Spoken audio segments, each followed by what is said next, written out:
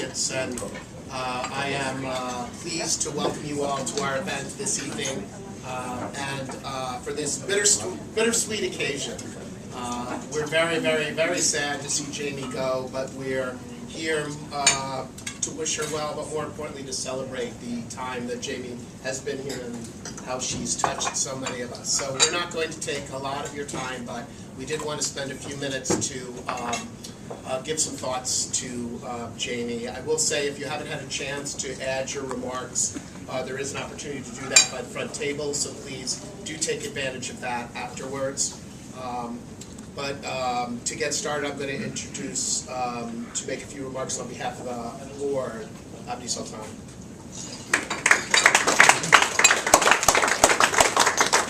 Well, thank you everybody for spending this beautiful evening here in celebration of Jamie Studley's incredible contributions to public advocates over what is essentially a decade of service to this organization. Jamie's had a storied career as a leader in higher education, education policy, and I'm so glad that we've had the benefit of Jamie's incredible talent at Public Advocates over this time. My name again is Abdi, and I'm a member of the board of Public Advocates, and like Jamie, I also run a nonprofit civil rights organization. So I know what goes into this work, and I know that what Jamie has brought to it is just this incredible combination of qualities that makes her really unique among my peers and colleagues in our sector. The one thing about Jamie that stands out to me is her passion for ideas, her interest, her genuine and deep reflection and thought that she brings to bear to the problems and challenges of our day is really inspiring to me. And she doesn't jump over the idea just to get to the task at hand, and I want to thank Jamie for that example of that quality of leadership and thought that you bring to our work. Our board meetings are really a delight. The staff gather around a table with the board, and we grapple with issues, we grapple with questions. I can guarantee you that our table at Public Advocates is not as beautiful as this. Ideas that we discuss really are really beautiful, and the work that we do really moves things forward. I want to thank my fellow board members. I just commented on the table, so let me begin by thanking Rohit Singla. Where is Rohit? Rohit, so thank you very much for hosting us in this beautiful space. Johan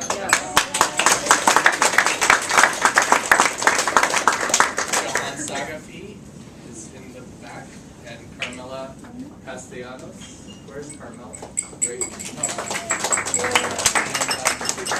Several of our board members were not able to join us tonight, and I'm also delighted that Fred Alvarez is here. He served on the board. Fred Altschuler is here, and Fred served during the board tenure with Jamie as the executive director. So thank you, Fred, for being here. So the other thing that we all know about Jamie, in addition to her love of ideas, is her love of people and of bringing people together and the parties that she's hosted. The Voices of Conscience Award is the envy of all of the parties among the civil rights and nonprofit groups. And I hope that we'll see you all again. I do know that the next executive director of Public Advocates, the next president, will have big shoes to fill, but the party planning is a place that we're going to need some extra. And we do have Rebecca. The legacy that Jamie leaves in this organization is an organization in great shape. We have a tremendous staff, I mean really talented, and I'm so proud that we provide the best in the legal expertise that the communities of California deserve to people who might not otherwise have access to that representation and the power that comes with it. So Jamie has really inherited a great organization when she began, and she leads an organization in even more powerful, more effective, more strategic than when she founded. So on behalf of the board, I want to just thank Jamie for her incredible contribution. We have a very small gift for Jamie that she'll have to enjoy in Washington, D.C. And I'm going out of the board's purview here, or what authority they gave me to say that, Jamie, you'll have to enjoy this with Gary. Okay, great. So let's raise our glasses, although I don't have one.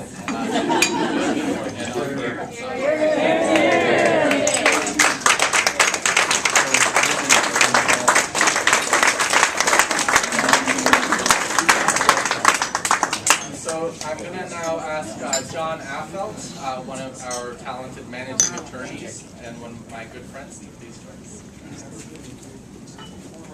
Yes.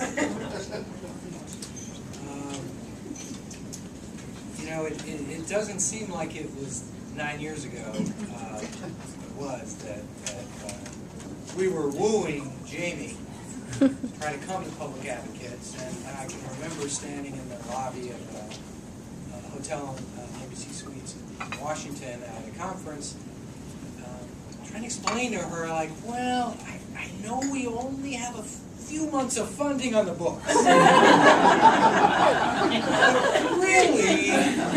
Really, and I know, you know, you work for the federal government and Yale and Skidmore, and they were a little more stable, but really, this Williams thing, it's gonna come through.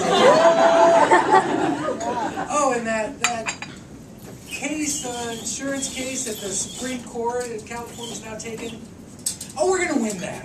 We're going to win that. That's going to be another $1 million or so in fees, really. So you don't have anything to worry about. Just come on board, and it's going to be, those finances are all going to be smoothed out, and smooth sailing.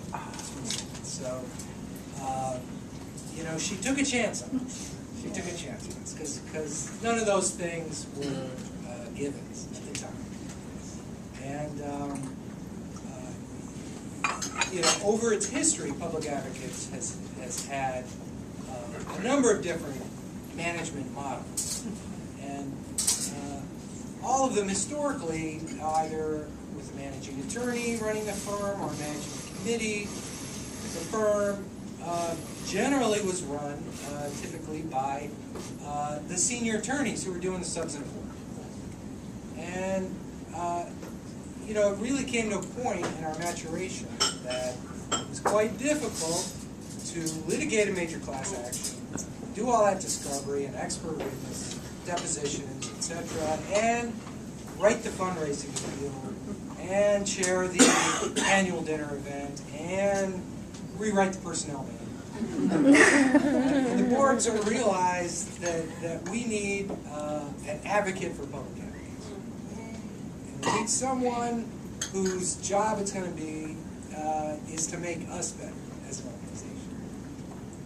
And that was one of the best moves Public Advocates has ever made.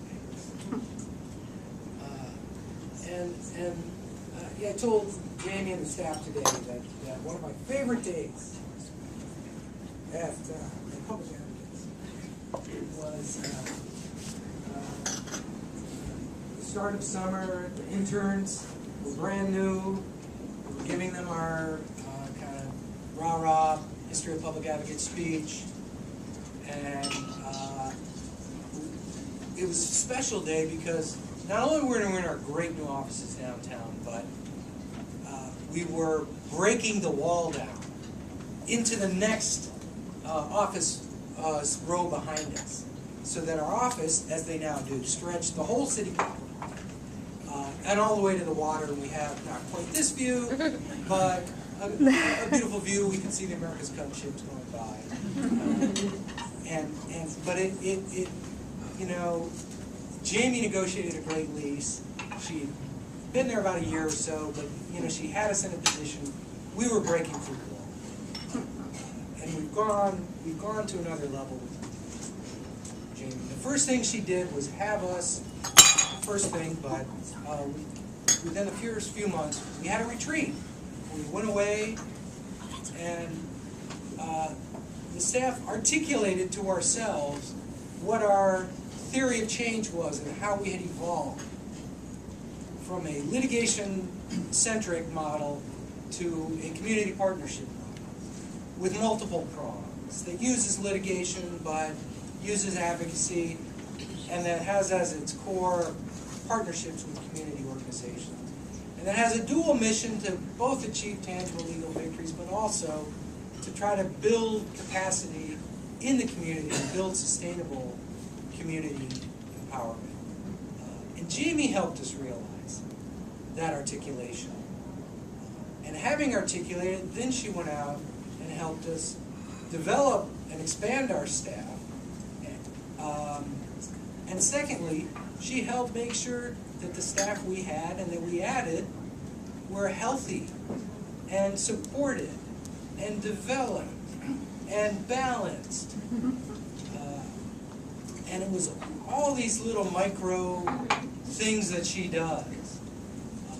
In the policy and the compensation enhancements and the professional development and getting the managing attorneys to be better mentors and loosen the reins and give people more opportunities to flower the younger attorneys.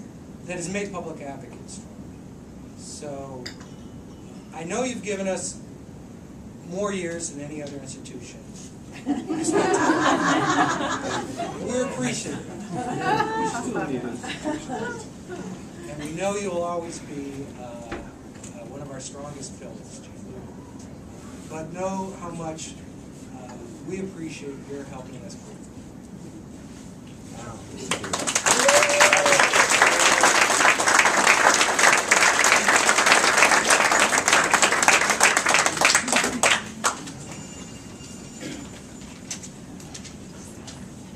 Well, I want to just focus in on one particular aspect of my appreciation for you, Jamie, and I think I speak for the staff. How are you? You were supposed to introduce me. And I'm Richard Mark Antonio, John's co-managing attorney. And as John mentioned, Public Advocates does have a dual mission. We aim to win concrete policy change and investment change that benefits disadvantaged communities, but at the same time we're working to strengthen the voices and help those communities build their power. And I want to just say a few words of appreciation for Jamie's contribution to helping us move that mission forward. The simple truth is that an organization that has that dual mission could find no better leader than Jamie Studley. And part of the reason why is that Jamie brought her own dual mission to us at Public Advocates. She helped our staff achieve our advocacy victories, but at the same time, she helped us build our power, our effectiveness as advocates. One of the most cherished roles that Jamie has played at Public Advocates has been as a thought partner. And I think I am really echoing Abdi's point about Jamie's love of ideas. And the way she did that was not by coming in with answers, but by asking questions more often than not. One of my favorite questions challenged us to ask, what was that next obstacle that if we could find a way above that, what was that next mountain that we could climb that would open up a whole new panorama? And that kind of question really got us looking in new directions, opened up new horizons, brought new perspectives that made us all and continue to make us all stronger advocates. Jamie, your enormous contributions to Public Advocates are going to live on, not just in the report card, not just in the Six Wins report card, not just in the victories that we've won and that we will continue to win, but in the advocates that we are and who we are and how we're going to do our work. And I'm going to miss you deeply.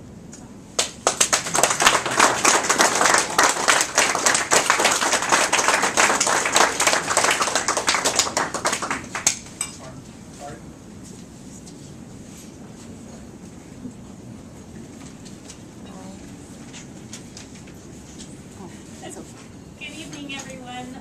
is Tara Kinney, and I'm joined here by fellow senior staff attorneys Sam Tupperman-Yelka and Guillermo Mayer. The three of us started at Public Advocates in 2004, the same year that Jamie did. Sam and I were law clerks, and Memo was a fellow. And so, yeah, our history runs deep with Jamie, and she is a big part of the reason I think that we joined Public Advocates as law clerks, the two of us, and we knew from that moment that we wanted to stay. There was a real magnetism at PA, and that magnetism was in large part Jamie. So we want to say a few words about her tonight. Yeah, as Tara said, she and I joined Public Advocates about a month, I think, after Jamie did. So she was the president and CEO, and she was also the unofficial 9th member of our summer class. So I just want to share a few memories from that summer because I feel like they really typify how Jamie approaches mentorship and building the next generation of public interest lawyers. So from the start, I was amazed at the interest that Jamie took in training us.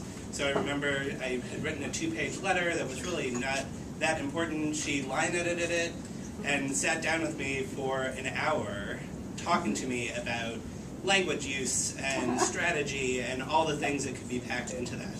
She also advised me about clerkships and career paths. But more than just that advising, she really got to know all of us on a personal level. So she threw herself into hiking with us and riding the F train up Market Street to go out to a bar in the Mission after work one day.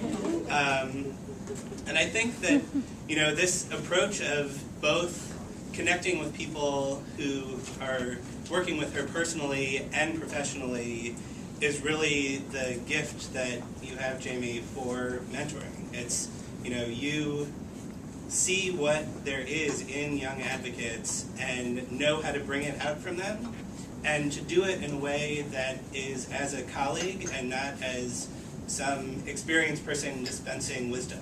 So you have wisdom to share, and you do it as a colleague and as a friend. I think one brief example, we, it turns out, had both worked on trying to stamp out discrimination against GLBT applicants in law school recruiting. She had done it about 25 years before, and the issue had reared its head again. But her reaction to that wasn't to share with me what she had learned, but rather to suggest that we sit down jointly and give a brown bag to the organization about the different work that we had done. I now direct the summer law clerk program, and I can say from that chair that Jamie invests the same amount of energy, attention, enthusiasm, curiosity, and mentorship in all of the law students that come through our door, as well as with the people who are on staff.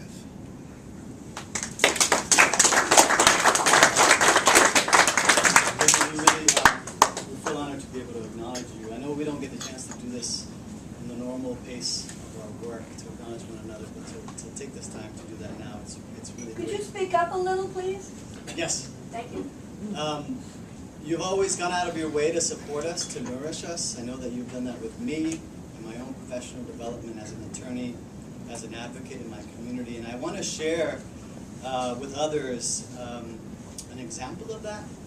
As a lot of you know, we deal with some very complex issues about racial justice and economic justice. And I thought that I would give an example of how you live that with us.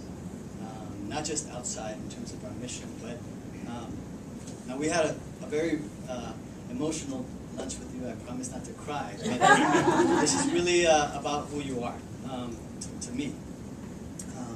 I was a fellow 6-7 years ago, and I came to you and I shared with you some closely guarded issues that I had as a Latino, as a person of color, working in a racial justice arena, in a public interest arena, with other white colleagues, with white supervisors, with a white boss. And I knew that a lot of those things had to deal with past experiences that I had to confront, that I had to put behind me, that I had to learn from. And these things are difficult to talk about. They're difficult to admit, especially to admit. And I thought of coming to you first. Before I did, I talked to my friend who was in a similar position. He's like, "You're out of your mind.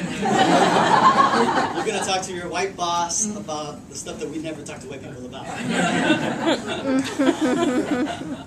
And when I came to you, Jamie, you handled it with so much grace and thoughtfulness.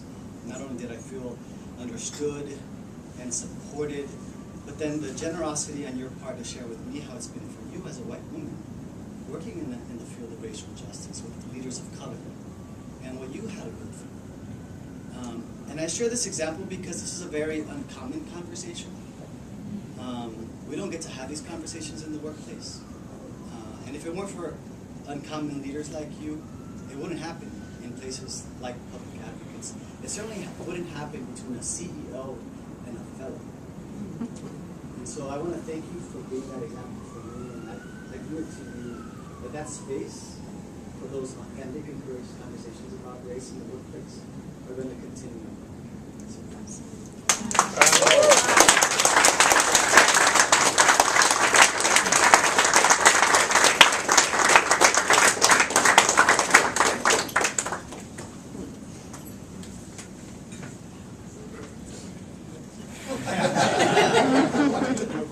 That's what I thought. All right, I did have more to say. It's a tough story to follow. So I think the common theme here for all of us is that we have just benefited tremendously from Jamie's mentorship over the past 9 years. Like, I don't even get, it goes so deep, and more than any other leader I've worked with, Jamie just opens up for those career discussions. And I think if you've had probably even just one conversation with her, you know she's willing to connect you with someone, open her Rolodex, make a LinkedIn connection. Right? She's so generous with the wisdom, the experience, and the helping you to network that we all do in the world. And I am so grateful for that leadership. And as someone who's still trying to fit the pieces of the puzzle in my career together, and maybe we all are, I look to Jamie's example as that she is someone who has done what she loves to do, sees new opportunities, and made a lasting impact, certainly at Public Advocates and in all of the other places she's touched in her career. And I hold that up as a model that I can do it too. This year she's been especially supportive of me as I made an untraditional career decision to go back to the classroom part-time. And she said, you know, just the notion that could even be possible and to continue my work at Public Advocates, it came from Jamie that I could mix those two worlds, and that wasn't so crazy. So it's just been an incredible gift and role model for me over the years. So I want to say thank you, Jamie, and thank you all of you.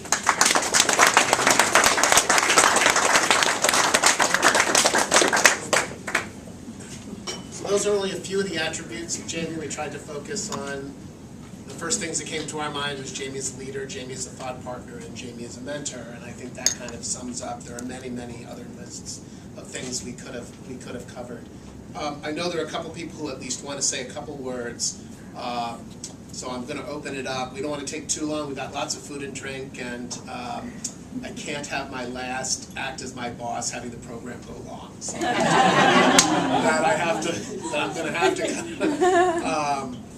But I think there are a couple people who wanted to say something. Do you want to You're so wonderful deferring to each other, and then we'll open it up further as well. Yeah. This is terrible because I have been in total denial about this moment, and now I've been sitting in the corner like weeping. So this is like terrible, and I cannot. I'm with you. Right, thank you, Liz. I'm Julia Wilson, and I am the executive director of One Justice, and I get the privilege of calling. Oh, see, I can't even do it. Jamie, a colleague and a friend. And sorry, I'm going to make it through this. I am. So I think of Jamie as being crafty. Thank you. In all the best senses of that word, right? She is artsy craftsy, right? And may I just point out the impeccable use of color, right? But I mean crafty as in clever, because she's got brain power galore, skillful in all things, adept in the use of subtlety, which anyone who's ever seen her in a complicated advocacy situation can attest to, and when necessary, cunning, as evidenced by that infectious Cheshire cat grin that lets you know something outrageous is coming. She's woven together this amazing community. She's stitched our lives together in ways that are remarkable and precious. And for us, her West Coast community, the frequency of our interactions will necessarily be lessened, but their value is constant and immutable and so precious. So a toast to Jamie for who you are and what you do. Thank you.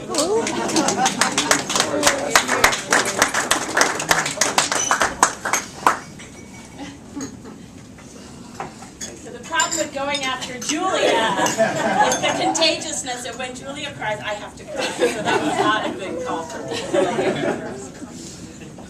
So we were asked to just provide a couple of community tests. So my name's Diane Chin. I'm a public interest dean at Stanford Law School. I used to be on the board, which was Public Advocates, which was a great honor.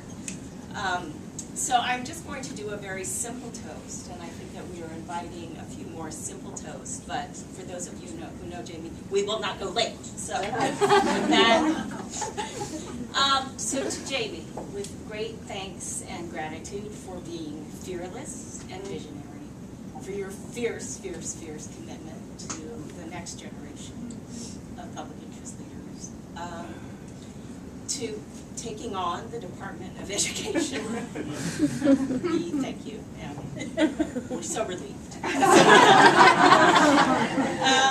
I really want to just invite everyone to not just raise a glass, but to also raise a fist. To Jamie, who helps us see who we can be and models for us who we should be.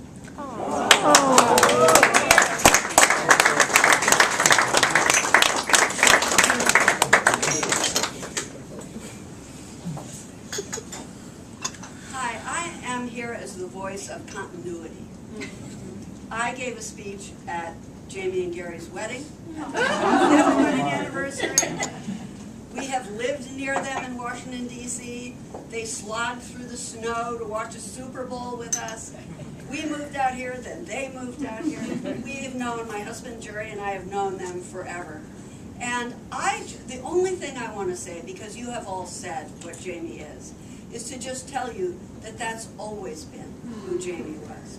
She has always had that commitment, that drive, that ability to think. We have had many conversations over the years. We've had, we've agreed, we have disagreed, we have been able to really mix it up. And I just, for me to be here, Jamie, is just so special after all these years. Here we are. This is just magical, and I think you will do a phenomenal job. I am grateful to you for going back. I think it's kind of, you may have noticed it's a little insular there right now. I think they really need you. And while we're very sorry to lose you, we are really happy that you are going to be lending your voice. So,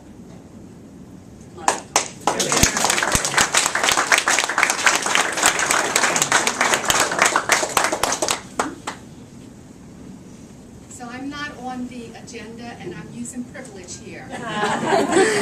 Which I'm probably the only person that can say, I'm going to go over a little bit, Jamie. I've known her since 1992. My name is Cynthia Carey Graham. And it's really important for you to know how we met, because all of the things that you've heard are true and they're important. But there's some things that you may not know about Jamie that only I know. And I really thought hard about whether or not I would share them. 1992, little year, presidential election, year of the woman. We elected 2 senators from the great state of California. Jamie and I were there. I worked at the California Abortion and Reproductive Rights Action League.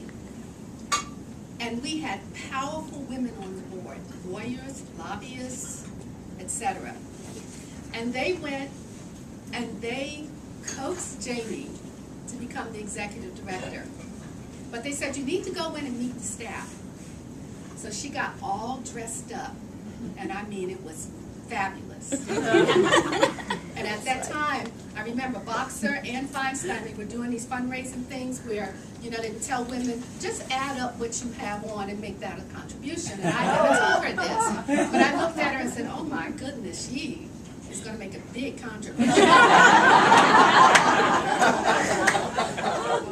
But the issue was, she showed up fabulous, and I'm sitting in the office in my African outfit, probably with my head wrap, and it was like we were so night and day. And we both looked at each other, and I'm not going to tell you what I thought, but I will tell you that she was incredibly gracious. Needless to say, she was hired, and that began an adventure that we've been on for all of these years. But the most important thing you need to know about Jamie is that she's one of the most flexible people I have ever met. She will do whatever is necessary to get the job done. Something that I think they need very much in Washington, D.C.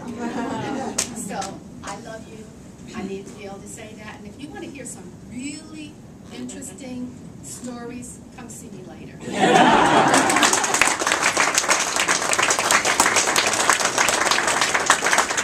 Is there anybody else who'd like to say a word? Well, then I think it's appropriate. Do you want to, Bob? Please. Blessed being here with all the people. As if on cue. So I'm Bob Allen. I work with Urban Habitat. We're one of the really close partners with Public Advocates, and I just want to. There's a lot of things I can say about Jamie, but I want to say, as a community-based partner who's had the privilege to work with PA and under Jamie's leadership, that she really has set a model for how we work, not just with the legal community, but with partners across the board. Her incredible generosity in, you know, everything from fundraising, her just really principled integrity around always not just sharing credit, but putting her partners in front of the work, is just a model that I hope we can emulate, and we always try to emulate and replicate with our partners. And I just want to say, from the community-based partners' perspective, we couldn't want a better representative of the legal community, we couldn't want a better partner to do our work, and we couldn't want a better role model for those of us who aspire to leadership than working with Jamie. And I just wanted to thank you for everything you've done for us.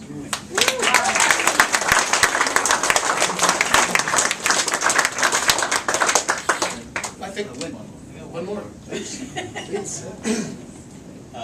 My name is Sid Wolinski, and my claim to fame is that 43 years ago or so, a classmate of mine named Tony Klein and another classmate, Bob Asa, and I dreamed up this crazy organization called Public Advocates. When I finally left Public Advocates, I thought I was moving on with a clear mind. But it's kind of like having a baby or having a child. You set forth in the world.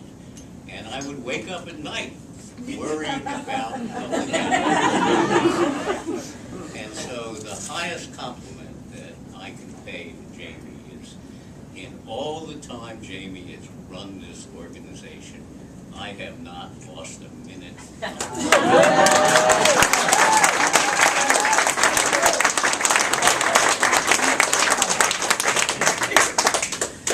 From founder to transformer, I give you Jamie Studley. With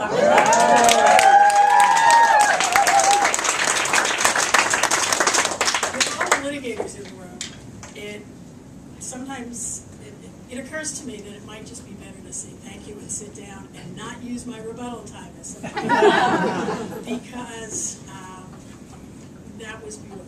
That was absolutely a dream set of comments from people I admire so incredibly deeply, every one of you, from founders to summer intern colleagues. That was just amazing. I'm touched that all of you are here, that so many of you who work with me and with us in so many ways are here, and by your affection and kindness. Well, thank you.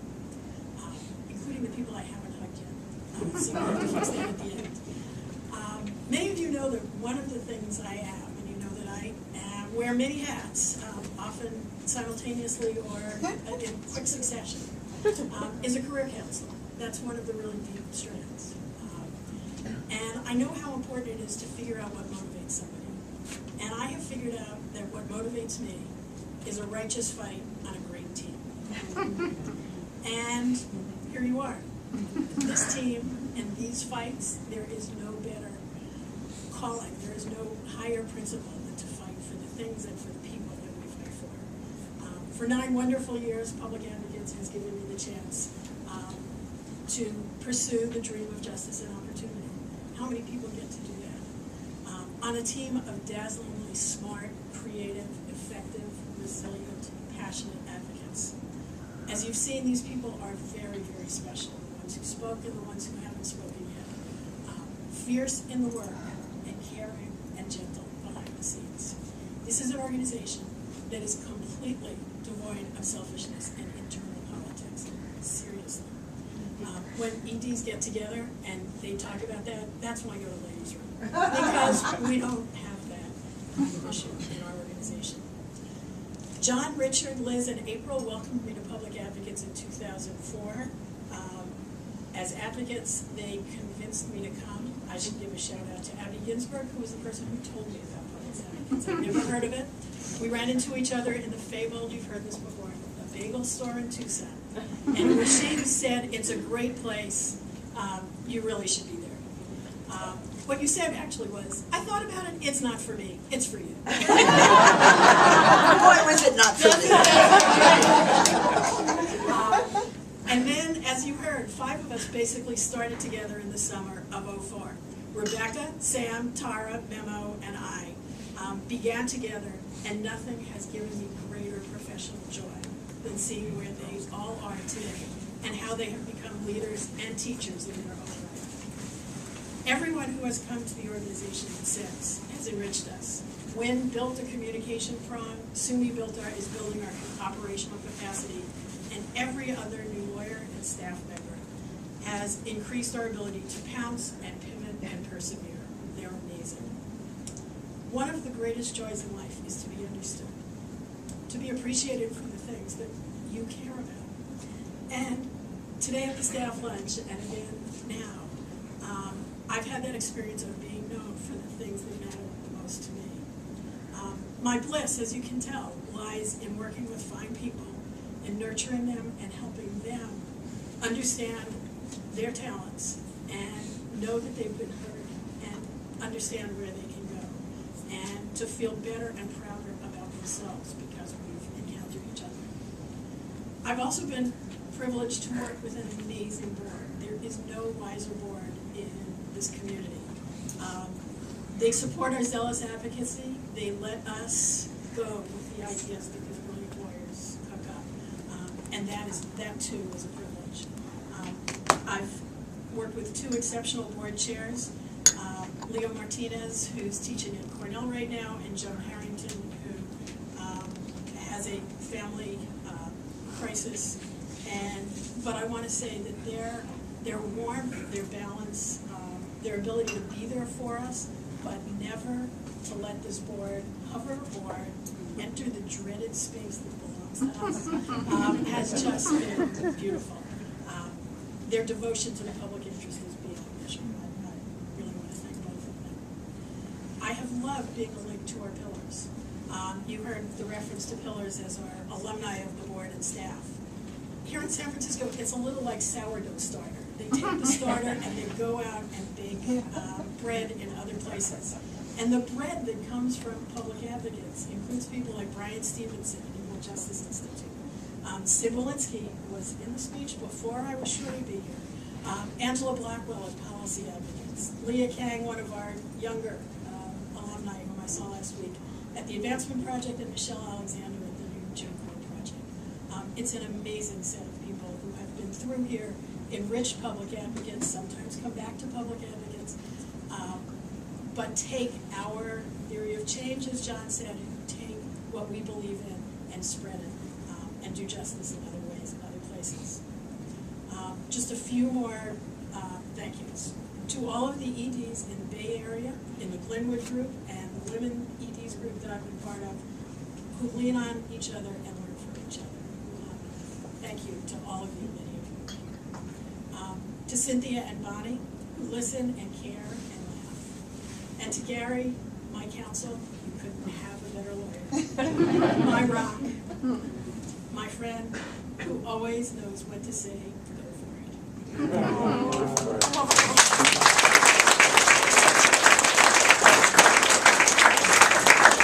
walks 11 miles after he has said go for it.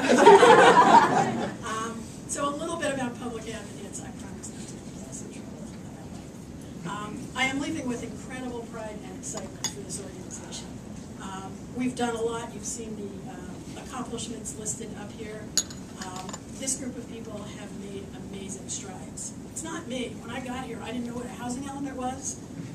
One of the most challenging issues a person can figure out, but then there's California state education finance. So it wasn't me doing it alone. It was the work of an incredible team. Our victories are the work of many hands, and I'm glad Bob had a chance to stand up, kind of symbolizing all of the partners that we work with, the PICOs, the Urban Habitats, the ACE organizations, TICAS, Gamaliel, just an amazing chance to work with extraordinary people side by side. And it was John and Richard who taught me about not taking credit, that our clients and our audience go in front.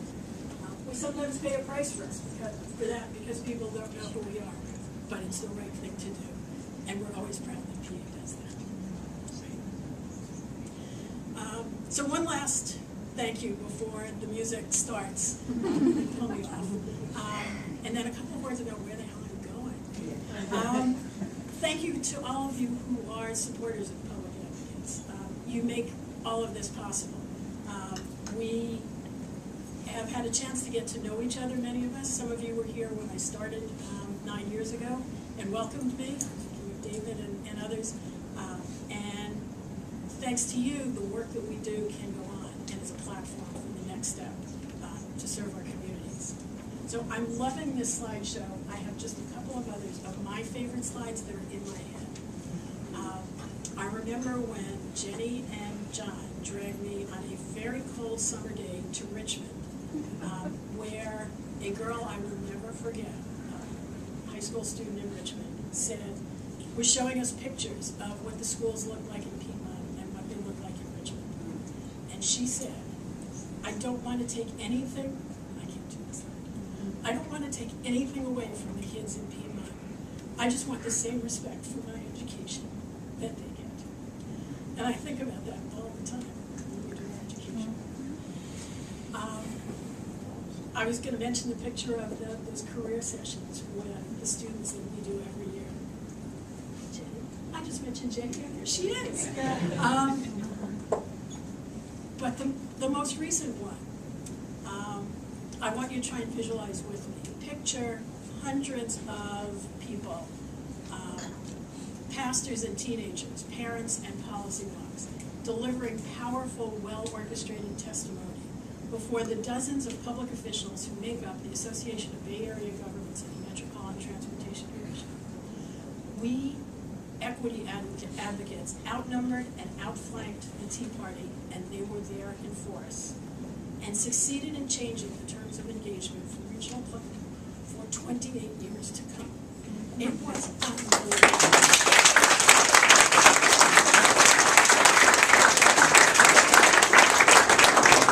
So you might ask, then why the hell are you leaving?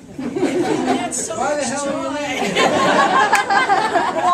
Thank you, John. I appreciate that question.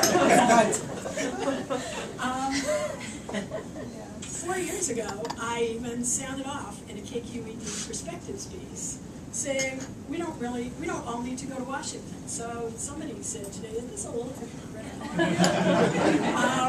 I'm actually convinced that maybe I can convince you. It is not easy to leave good friends, great work, and a view of the Bay Bridge. That is absolutely true. But it feels right for me right now. PA is strong and clear, it is respected and effective.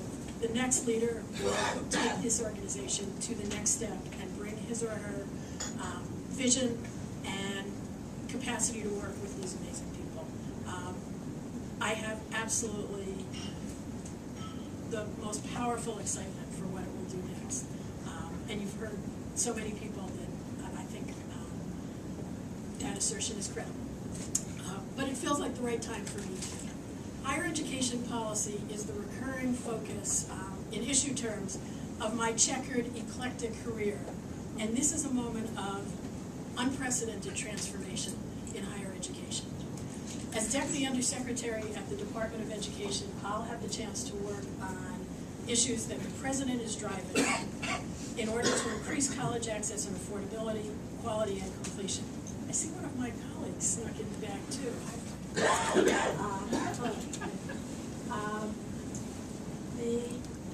The chance to dive back into the fray, assuming that a budget is passed, close on Tuesday, from a vantage point where I will again have the ability to speak for students and the public good in another righteous fight with another great set of colleagues was just irresistible.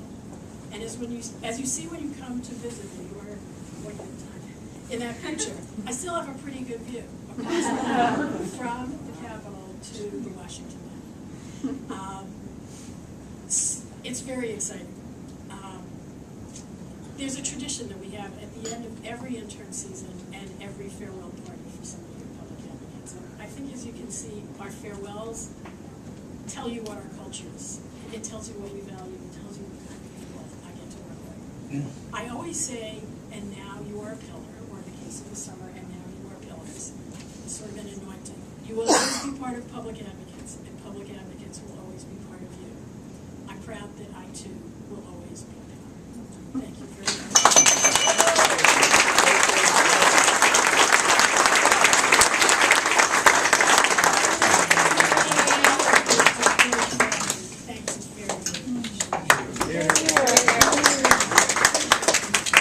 Now we just have a brief word from Carmela.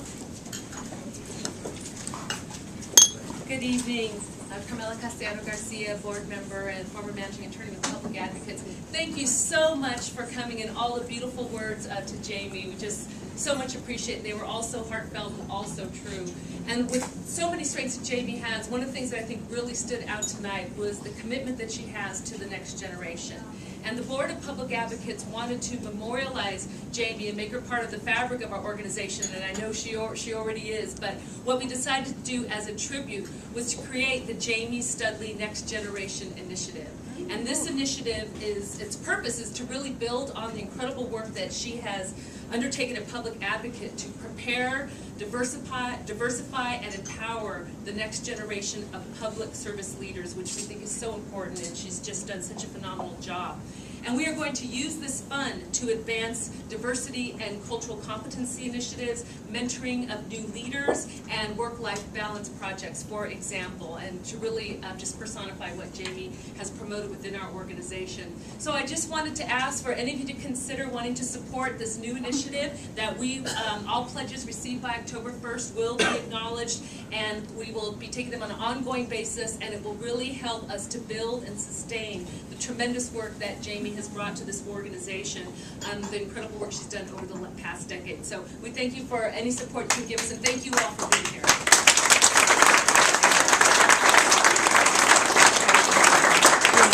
So there's more food, there's more drink, and Jamie's right here. So thank you all for being here, and as it says, find your own. Thank you.